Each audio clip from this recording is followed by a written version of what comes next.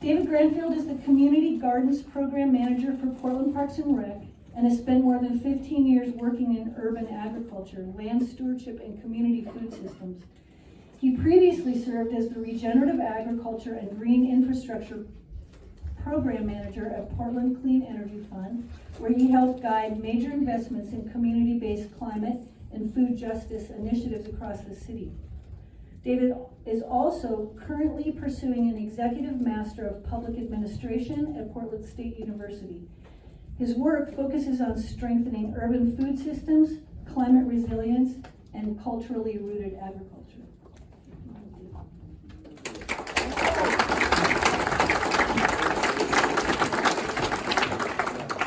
Good morning, everybody. Awesome. I hope you all don't mind. I think I'm going to take a seat and talk to you all here.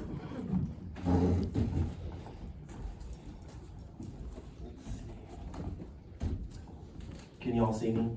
Yeah. Okay, great.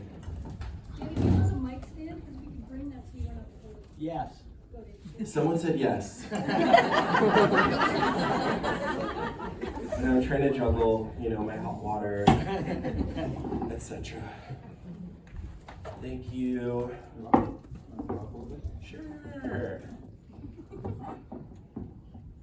can fiddle with it too. Okay. Thank you. Okay, let me know if you can't hear me at some point. Okay, activate PDX. This is great. Everybody got out of bed to come out here today. Good work. Okay, so I am here in a personal capacity. I'm not getting paid by the city of Portland to be here. I just am excited about this movement. I'm excited about Dan and everything he is into. I'm also into, so just happy to be here and support. I appreciate, Lizzie, thank you for the really nice introduction. I really don't have to say much more about myself, but yeah, I'm David Grandfield. I have worked, I guess you could say I'm now in my second trimester working for the city of Portland. This is my 11th year. They'll kick me out after 30.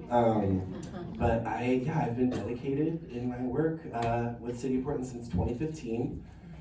Let's see, a couple other things. I'm a lineal descendant of Choctaw freedmen.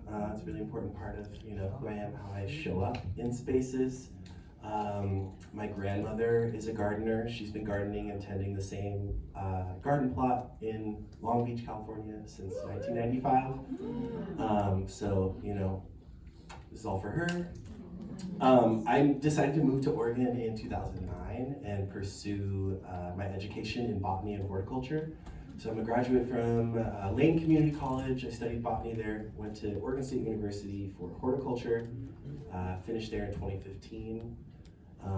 Anybody knows the horticulture program there? There's like a food forest on campus. I was lucky enough to design that food forest as a student back in 2014. Wow. And ever since then, I've just been really excited about the concept of food forests and urban perennial food systems.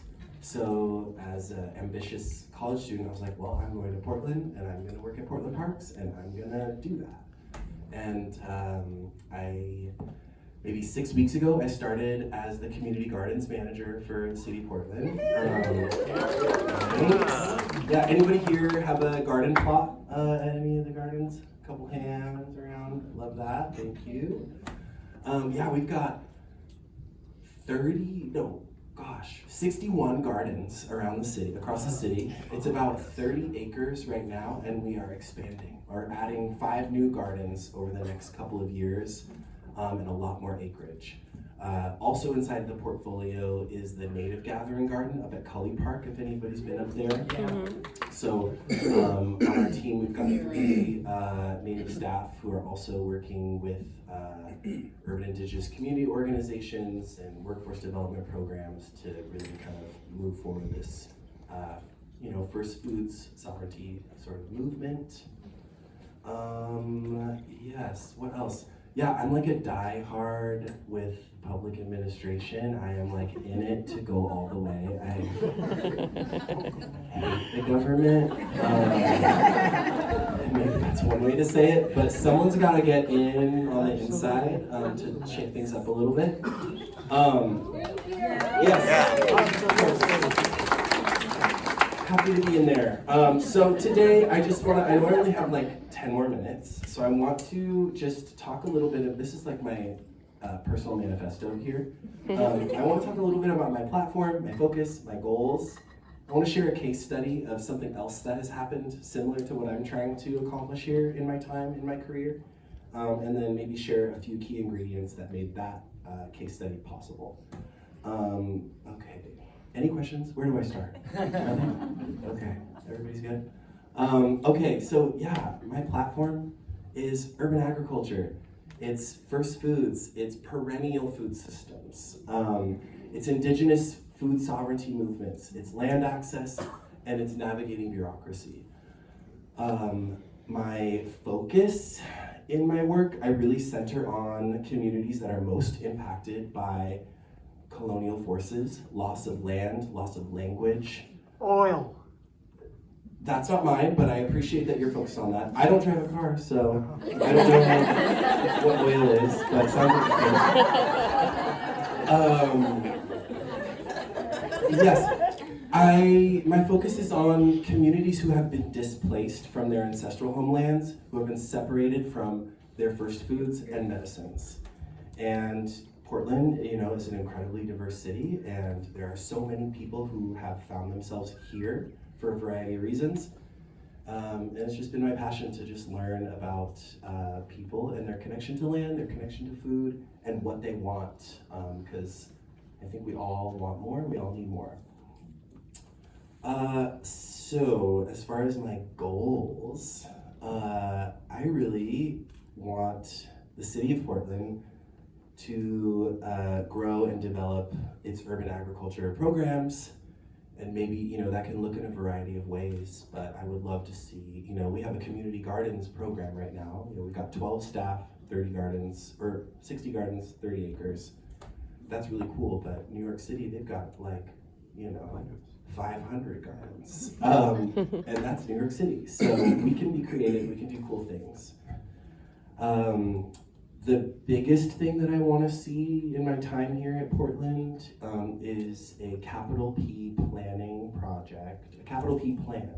The city of Portland has a bunch of master plans that guide the way that the city directs funding, it guides the way that the city sets goals that are measurable, and it directs the work of all of our bureaus and all of our public workers, the work that they do day in and day out. So without a capital P plan, it's really hard for the city to prioritize food systems or to make plans for expanding land access for community organizations. The city of Portland owns a lot of land, and a lot of the land, and this is like who's in here? A lot of the land, I don't think it's being used in the best way. I'm so sorry if there's any golfers here in the room.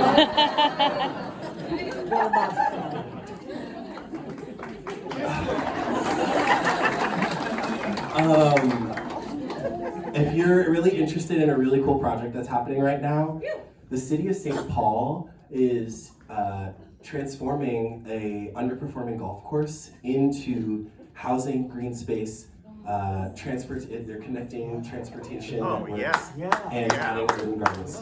So if you're bored at night, go online, look at some of the, in my free time, I literally will pull up city council meetings from other cities and just try to see how other people are doing it. St. Paul is doing a really cool project. And, City of Portland, we own a few golf courses, and right now we're in a budget crisis.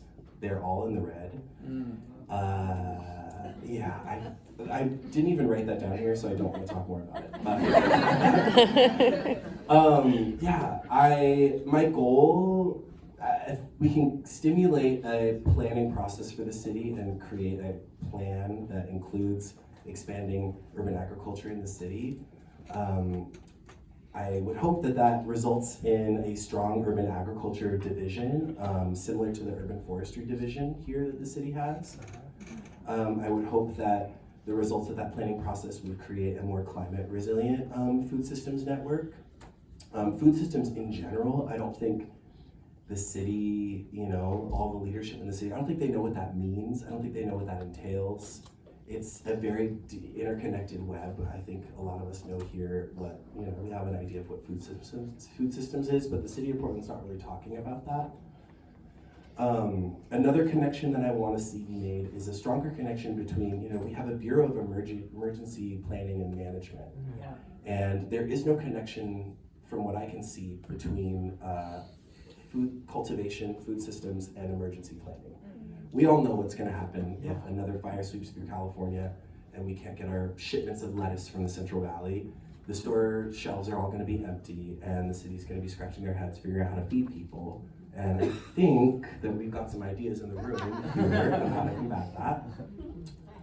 Another big thing that I'm witnessing in my time working for the city is this kind of fake tension and this fake opposition between housing and green space, or housing and agriculture, housing and food. Trees.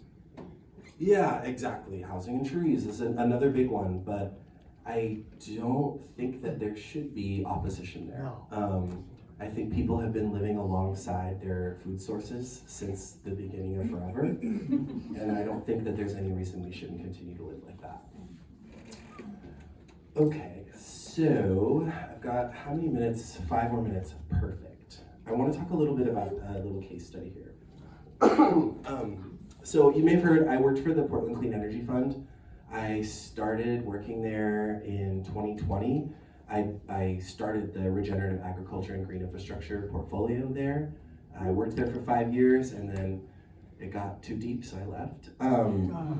But while I was there, I witnessed what happens when an entity is ready to receive money at that really large scale. Now's not the time for me to give a breakdown of the Portland Clean Energy Fund, but just a quick version. Right now, they're sitting on billions of dollars, and they do planning and budget investments in these 5-year chunks. They're called climate investment plans. All of this is available on the internet. In their first 5-year climate investment plan, it's an investment plan for $1.6 billion. And of that $1.6 billion, about 22% of it is going toward green infrastructure projects that are really primarily focused on stormwater management and some green infrastructure asset management and really tree canopy projects. The City of Portland's Urban Forestry Division, they received over $150 million worth of funding. And I wanted to share with you all why they were able to get that money. In comparison, of that $1.6 billion, 22% went to green infrastructure, only 3% went to regenerative agriculture. You might ask yourself why there is such a big difference there. And yeah, thank you. The big reason is because urban forestry, they had a plan. In 2018, they completed a plan called Growing a More Equitable Urban Forest. And so they demonstrated to the city that they had a plan for how to do that. They also had conducted a cost analysis with an external contractor, Davy Trees. Have you ever seen those trucks around town doing arborist work? Davy Trees conducted a survey where basically the question was, what would it cost for the city of Portland to take over the management of the kind of parking strip between the sidewalk and the road? Because as many of you probably know, as it is right now, it's the responsibility of the adjacent property owner to manage assets and trees in that space, which is an equity issue across the city. When PSEF was looking around for where to pump money, they looked at urban forestry, and urban forestry said, we have a plan, we have a commission, we have strong community coalition, people want trees, people want shade, we know exactly where every dollar, how to measure the impact of every dollar. And they also had done cost analysis. When PSEF was looking around for how to invest in urban agriculture, there was no harmonious vision. There was no cost analysis done at the scale that I think we're all hoping to see. There wasn't a plan that was backed by the city, and there isn't an active, food systems coalition or commission here at the city or in the county. And so the city just skipped past urban agriculture. The good news, and this is where I'm going to kind of wrap things up. Thank you, 1 minute. PSEF's 5-year climate investment plans, 5 years is not that long. We have time to prepare for the next one. The planning process to start planning for the next climate investment plan is going to begin in the summer of 2027, so I've been told. Is that maybe a little over a year from now? And the money for that next climate investment plan should be greenlit in about July 1, 2029.